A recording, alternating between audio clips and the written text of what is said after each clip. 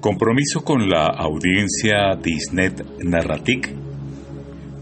Estamos adelantando la lectura capítulo a capítulo diario sobre el libro La nube plateada, cuando la abuela se fue. Cartas a Emilio, de Javier Darío Restrepo. Esta es una lectura espontánea y sin edición. Capítulo 5. La muerte en clave de fe. Para trasladar el ataúd con el cuerpo de la abuela desde la sala de velación hasta una pequeña capilla, había que recorrer cerca de 100 metros.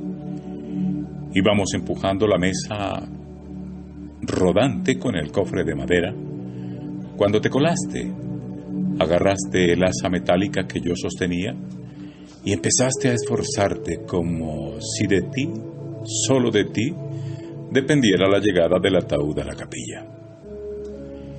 Íbamos avanzando lentamente por entre la doble fila de amigos, familiares y conocidos que a esa hora, a las 4 de la tarde, se habían reunido con nosotros. De haberlo podido hacer, la abuela hubiera suprimido toda esa solemnidad, que no era tan aparatosa como la que se acostumbra en los desfiles funerales, con su larga fila de automóviles detrás del coche fúnebre, adornando con coronas de flores. Esas caravanas suelen rodar lentas por las calles congestionadas de vehículos. Cuando tuve tu edad, yo veía cruzar por las calles de mi pueblo esos cortejos de muerto, encabezados por una gran carroza que tiraban unos enormes caballos percherones, con cascos pintados de color plata y unas vistosas plumas negras y doradas en su cabeza. De entonces a hoy las costumbres han cambiado ligeramente porque se mantiene la misma solemnidad. Desde la antigüedad ha hecho parte de las costumbres este culto a los muertos. Entre los griegos el cadáver permanecía en la sala, rodeado por las mujeres de la familia vestidas de negro y con los cabellos cortados. Entonaban cantos funerarios mientras se arañaban las mejillas, se golpeaban el pecho y cubrían con ceniza sus cabellos. Entre los romanos, el cadáver se llevaba hasta las afueras de la ciudad en medio de un cortejo de familiares, de libertos, antiguos esclavos que habían obtenido la libertad, y los músicos que tocaban el cuerno o la trompa durante el recorrido. Los musulmanes llevan a sus muertos cubiertos con una tela o alfombra, en los que se lee, escrito en grandes caracteres, el nombre de Dios y el de su profeta. Los hindúes, por su parte, llevan a sus muertos en procesión hasta el lugar de la cremación. En algunos sitios de la India llegan hasta el río Ganges, en donde el hijo mayor se sumerge con el cadáver hasta que las aguas le cubren medio cuerpo y después procede a derramar agua sagrada sobre la cabeza del muerto antes de depositarlo entre los leños de la pira levantada en la orilla. Él mismo la enciende con una tea. Entre ellos, la cremación pública es la forma más frecuente de funeral. Todas estas ceremonias tienen motivaciones muy parecidas a las que tú tenías al caminar muy cerca de la caja mortuoria en aquel mínimo desfile. Lo hacías por afecto, por agradecimiento, porque era el momento más oportuno para expresar lo que sentías por ella. Esas ceremonias en cualquier parte del mundo, dentro de cualquier cultura, son actos de amor y de agradecimiento. Aún en el caso de personas rechazadas socialmente, como sucedió con los cadáveres de los guerrilleros Raúl Reyes o del Mono Jojoy, sus cuerpos fueron reclamados por familiares y personas cercanas que alegaron su derecho a darles una digna sepultura, y lo hicieron porque para ellos, como para ti, era una necesidad mostrarles afecto a sus muertos. Es, pues, un sentimiento común entre humanos. Solo cuando está de por medio una voluntad firme como la de la abuela, ese boato funerario desaparece. Las creencias religiosas sobre la muerte tienen muchos elementos comunes. Uno de ellos ya hacía parte de tus pensamientos. Para ti no había duda. Donde quiera estuviera la abuela, estaría recibiendo las manifestaciones de cariño de todas aquellas personas que nos acompañaban. En otras culturas y religiones se mantiene la idea de que los humanos no morimos, sino que cambiamos de modo de vivir. Así lo creían los incas. Para ellos el gran inca vive de otra manera. Al morir, lo momificaron y lo instalaron en un palacio en el que cambiaban a diario las ropas, le servían alimentos y lo consultaban. Para los chinos, lo mismo que para los aztecas, los muertos protegen a los vivos. En la Grecia antigua, el culto a las tumbas de los antepasados se fundaba en la creencia de que los muertos influyen en los vivos y en sus fiestas celebraban esa influencia y hacían patente cuando ofrecían alimentos a los muertos.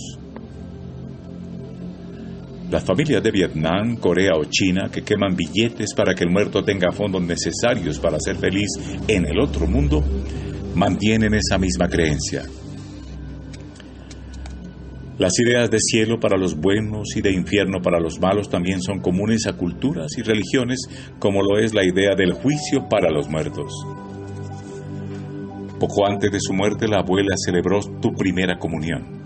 La preparación para este sacramento la hicieron unas religiosas de la vecindad que te debieron explicar el juicio final y la existencia de un cielo y de un infierno. Vas a encontrar que algunas de esas ideas parecen calcadas de las creencias antiguas y de otras religiones. Todo comienza en esas religiones con un juicio. El Corán, libro sagrado de los musulmanes, advierte: para el día de la resurrección, dispondremos de balanzas que dan el peso justo y nadie será tratado injustamente en nada.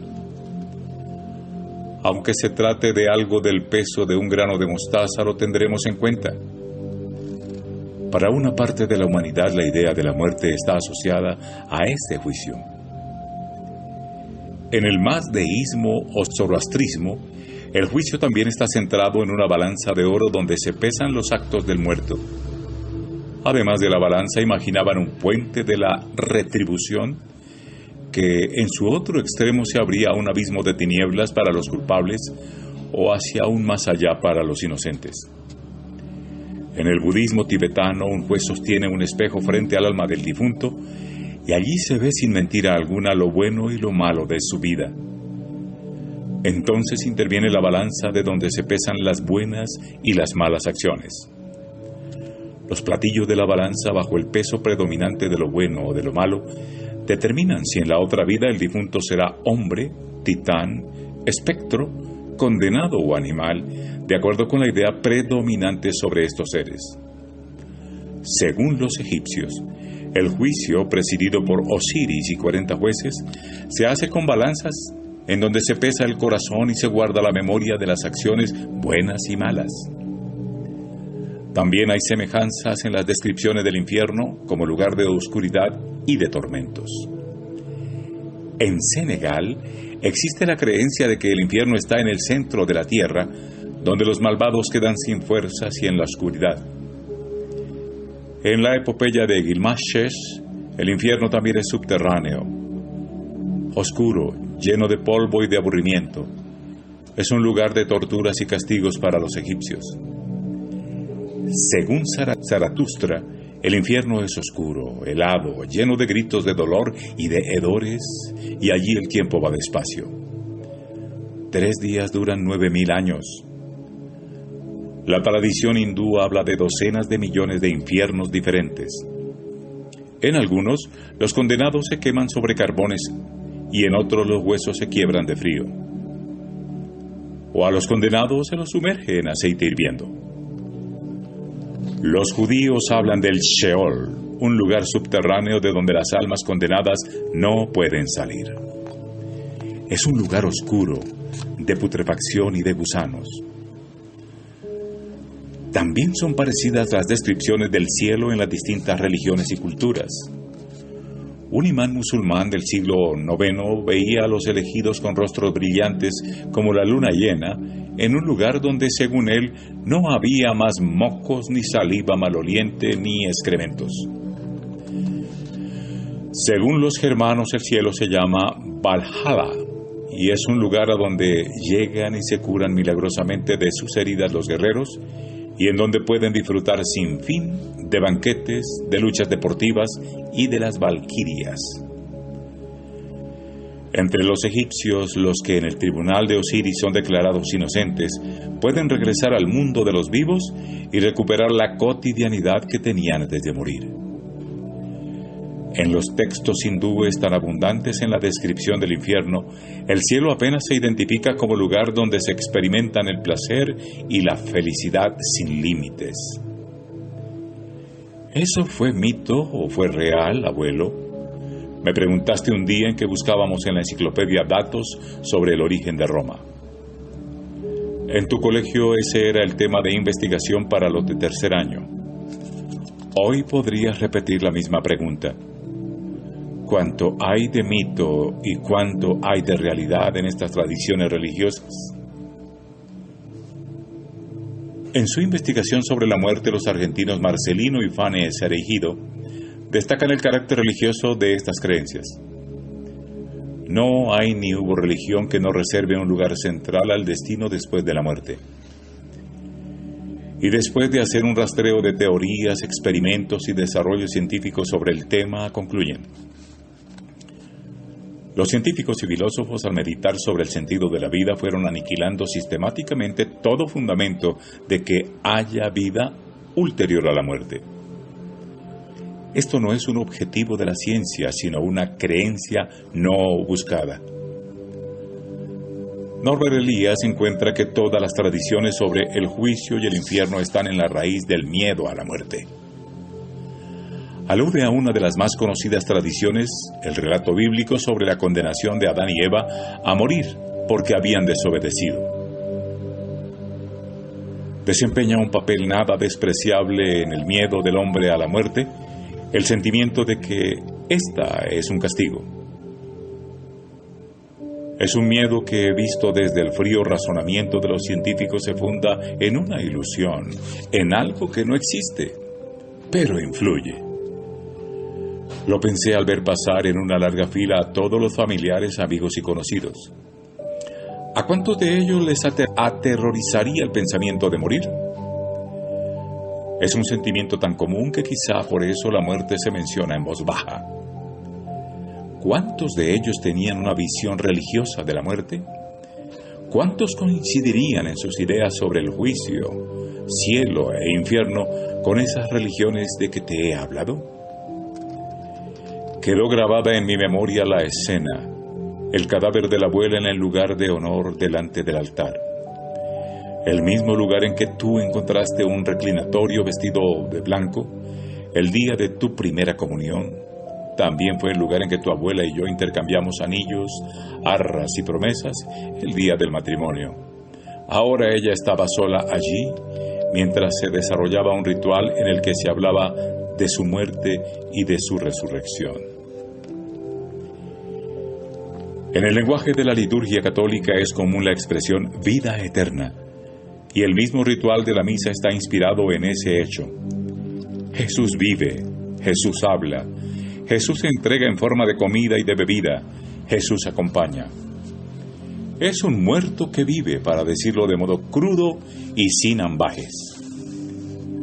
De modo que cada misa, y lo sentí en aquella, es una afirmación de la vida que no termina con la muerte.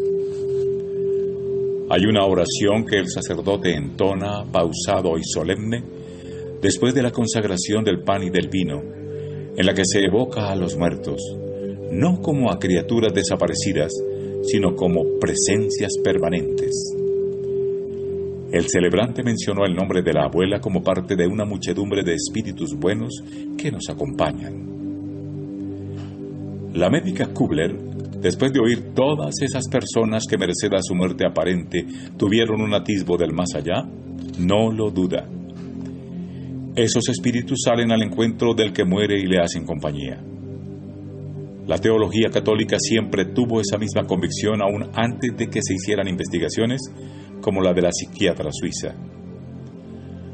Ha sido una certeza apoyada en la fe que hay una vida nueva que comienza después de la muerte y que esa segunda vida es la que hoy disfrutan cuantos han muerto. En los libros del Nuevo Testamento se repite la misma metáfora: el cuerpo como envoltura del alma que al morir la deja en libertad. Es la misma idea del capullo y la mariposa y del violinista y del violín. A estas comparaciones se llegó por la vía de una averiguación científica, pero la comparación bíblica se llegó por los caminos de la fe o por un consenso de culturas. Que existe una comunicación con el mundo de los muertos, en donde la energía física se reemplaza por la del espíritu, es algo que no dudan los que se asoman a ese mundo. El médico Jorge Carvajal les contó a los estudiantes del Gran Colombiano su experiencia personal en un caserón deshabitado de Córdoba, España, que tenía la mala fama de los ruidos y fenómenos extraños que producían los fantasmas. Con todo su racionalismo de científico de la medicina, Jorge no cree en fantasmas, pero sí en espíritus que necesitan comunicarse, y eso fue lo que halló y conjuró con una simple pero sincera expresión de amor hacia esa persona desconocida en trance de comunicación. No es tan espeluznante la comunicación de los católicos, que en su credo hablan de la comunión de los santos para proclamar que sin la parafernalia de los espiritistas sí es posible esa comunicación con los que murieron. Es común encomendarse al alma de los muertos, se ora por ellos, o se les atribuye un poder de intercesión ante Dios, dada su cercanía a la misericordia divina. En esa misa funeral con tu abuela al frente, lo mismo se podía estarle pidiendo a Dios que la tuviera en su gloria, que estar aprovechando su poder de mediación. Ese era el sentido de aquellas oraciones. Cuando el celebrante comenzó su homilía hablando de la transformación luminosa de tu abuela, recordé una ocasión semejante en que el obispo que celebraba el funeral ante una familia acongojada por la muerte de una muchacha, hermana, hija o amiga de los presentes, comenzó su emotiva predicación con el grito de «Aleluya, aleluya, hoy es un día de alegría porque nuestra hermana ha llegado a la gloria». Algunos de los familiares de la muchacha muerta, incapaces de soportar ese, para ellos, extraño sentido de la muerte, lo atribuyeron a un fanatismo recalentado y salieron del templo.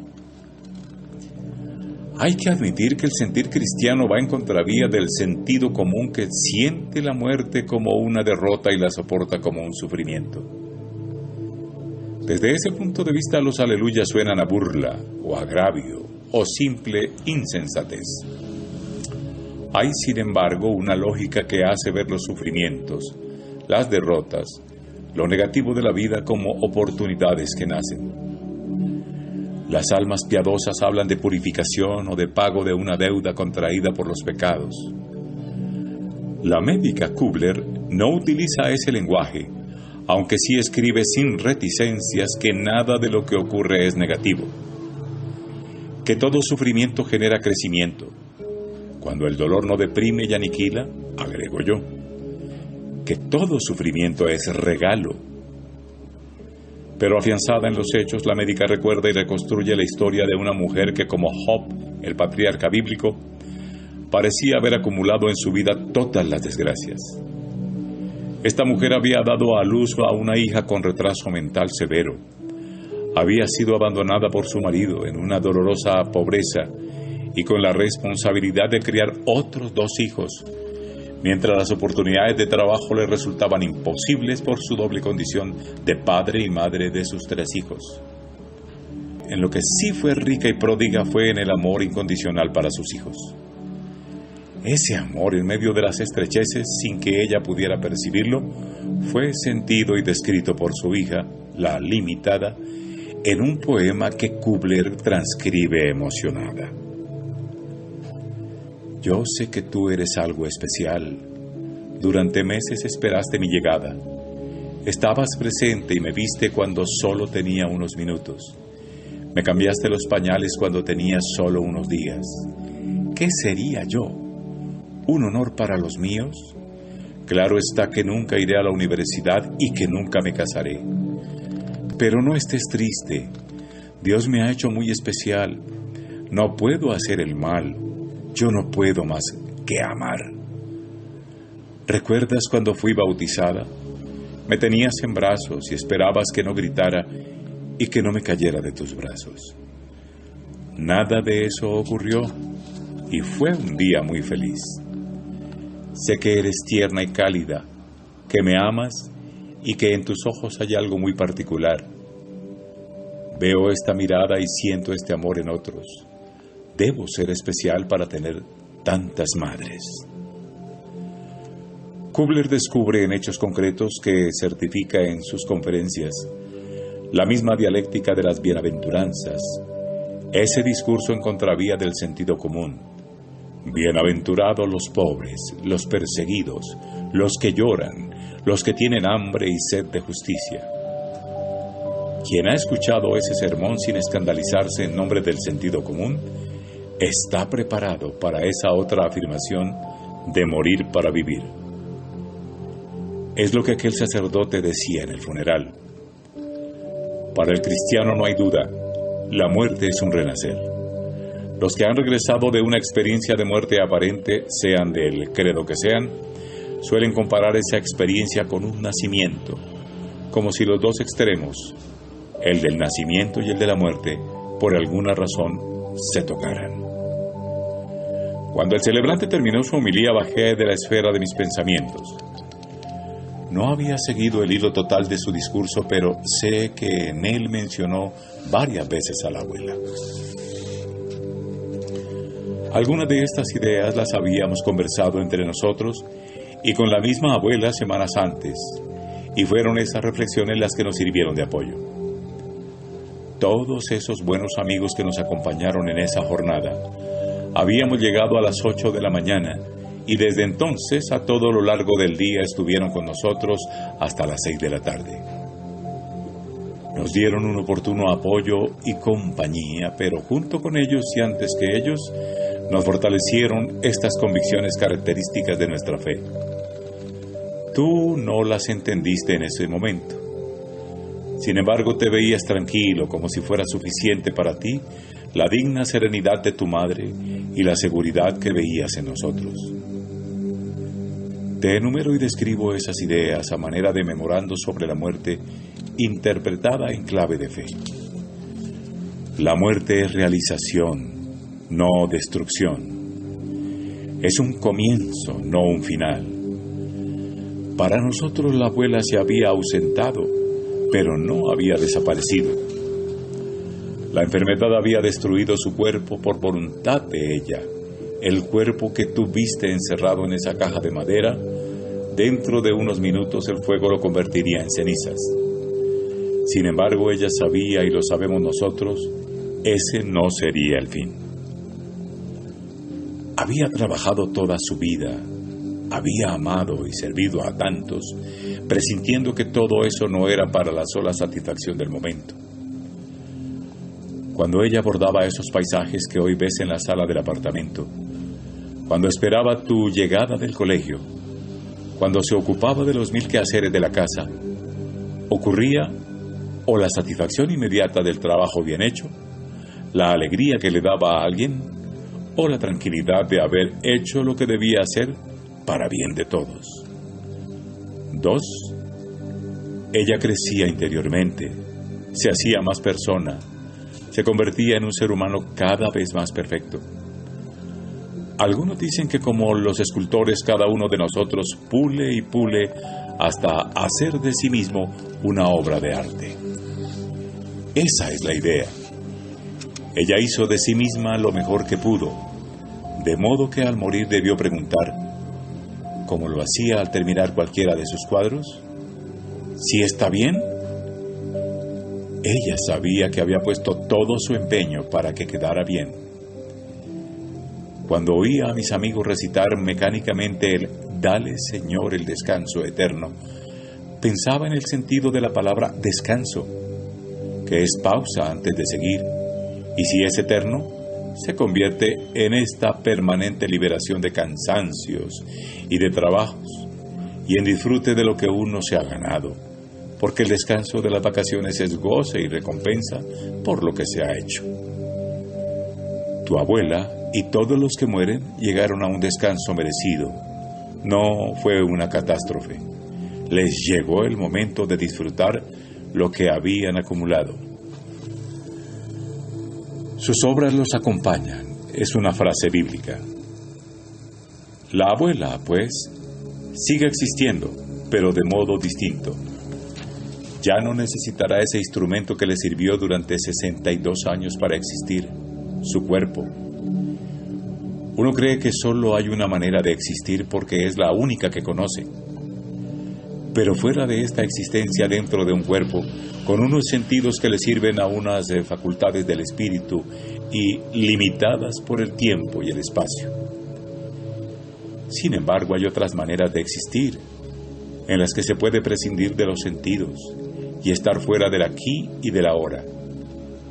Desde muy antiguo, el autor del Eclesiastés escribía: «Vuelva el polvo a la tierra, a lo que era, y el espíritu vuelva a Dios, que es quien lo creó».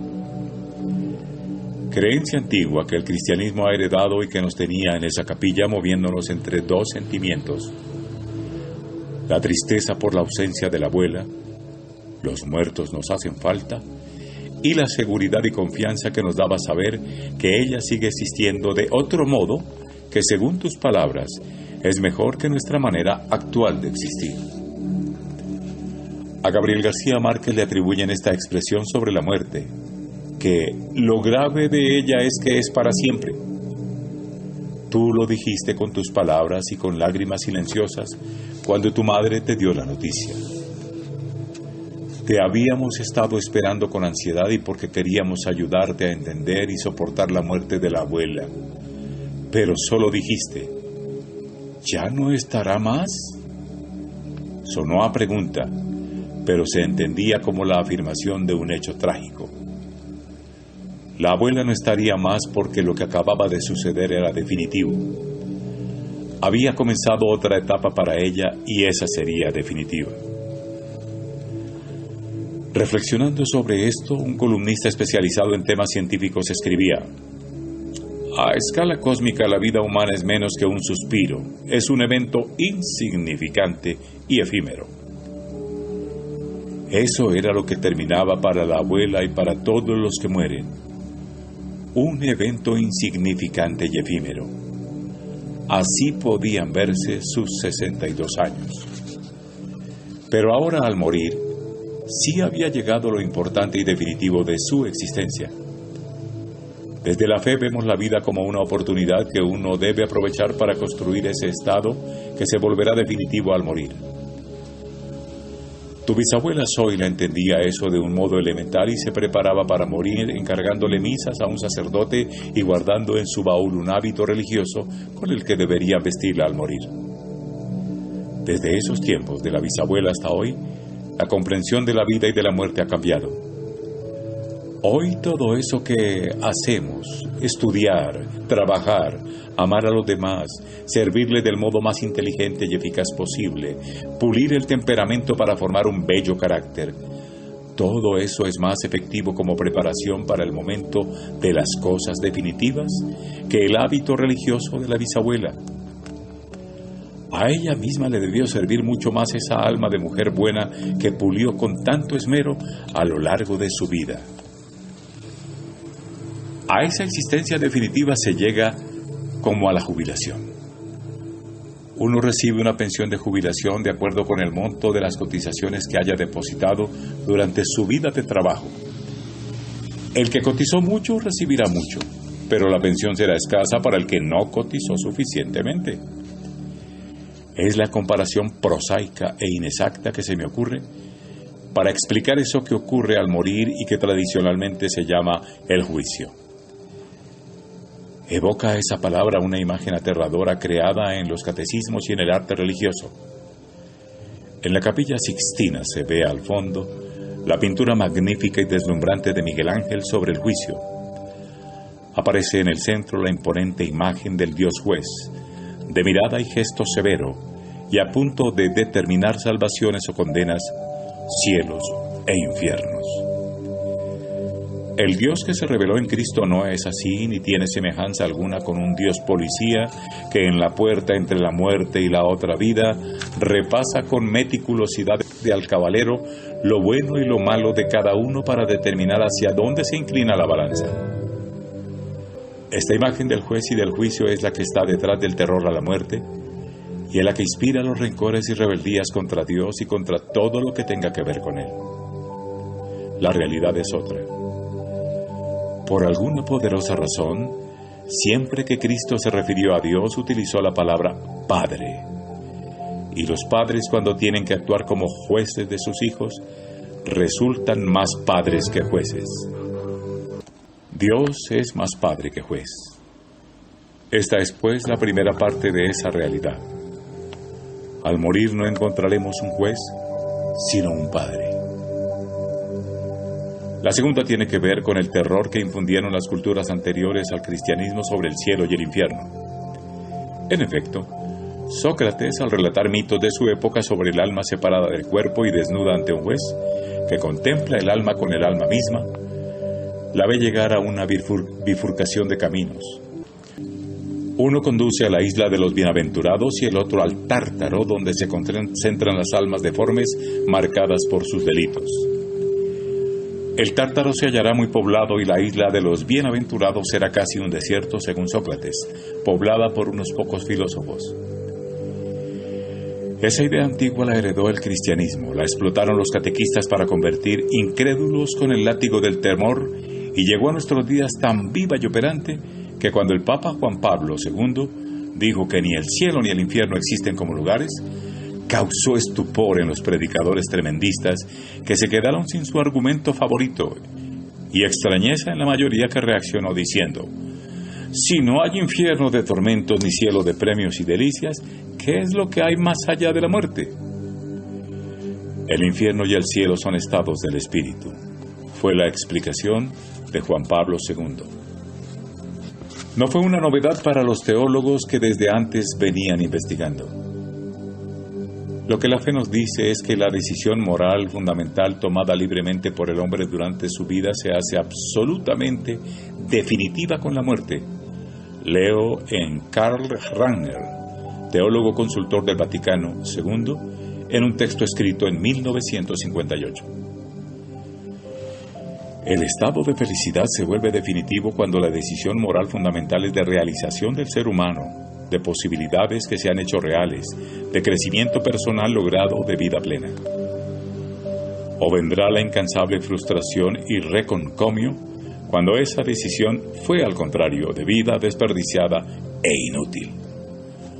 O volviendo a los términos prosaicos de atrás, de pensión alta porque se cotizó generosamente, o de pensión escasa porque el aporte durante la vida fue mezquino. En suma, el que muere es él mismo, el juez de su vida en ese momento definitivo. Con toda la vida ahí, delante de él, no habrá lugar a engaño. Aparecerán el logro o el fracaso, la realización o lo no realizado, las oportunidades aprovechadas o las que se desperdiciaron. Esta, desde luego, es una visión distinta de ese juicio, pero igualmente intimidante porque plantea una definitiva e inmodificable condena a la frustración, desengaño e insatisfacción para siempre, o al eterno gozo de haberlo logrado, del triunfo obtenido, de la realización definitiva. El creyente llega a esta convicción no a través de discursos o argumentaciones, sino a través de un hecho que es central en su fe, la resurrección de Cristo. Utilizada como argumento apologético para probar la divinidad de Cristo, la resurrección perdió su dimensión más reveladora. En Cristo se vio cómo será la vida después de la muerte. Esa es la revelación que le hace Cristo al creyente. Después de la muerte comienza la vida plena. Un teólogo del que ya te he hablado, Karl Rahner, describe esa vida plena con datos tomados de la Sagrada Escritura. La vida bienaventurada de los muertos es calma y paz, banquete y magnificencia.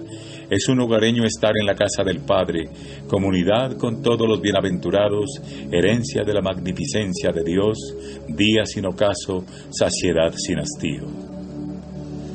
La eternidad de que se habla no es el tiempo que no termina, sino la culminación del espíritu y la libertad que se han cultivado a lo largo de toda la vida. Por último, el creyente ve la muerte con una alegría parecida a la de los regresos. Volver a casa es una expresión que tiene una connotación de alegría, porque es recuperar lo de uno, es dejar de ser extraño o extranjero, es volver a los que uno considera su propia gente porque son en últimas los que lo aman. Para el creyente, morir es regresar a Dios, que es quien le dio origen. De Él salimos y a Él volvemos. Es perfeccionar el círculo y descansar en aquel en quien se puede confiar de modo total. Era el pensamiento que más nos aliviaba al ver desaparecer el ataúd hacia el crematorio. Sí, a la abuela no la veríamos más, pero teníamos la certeza de que había llegado. Desde su nacimiento su vida había tenido una meta, la misma de todos los mortales, la felicidad, y por fin la había alcanzado. Capítulo 6. La muerte no asusta a los niños.